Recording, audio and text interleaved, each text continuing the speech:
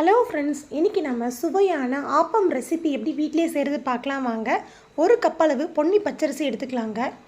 2 table spoon அளவு உளுந்தம்பருப்பு எடுத்துக்கலாம். 1/4 டேபிள் ஸ்பூன் அளவு வெந்தயம் சேர்த்துக்கலாங்க. சேர்த்துட்டு 2-3 தடவை நல்லா வாஷ் பண்ணி எடுத்து வச்சுக்கலாம்.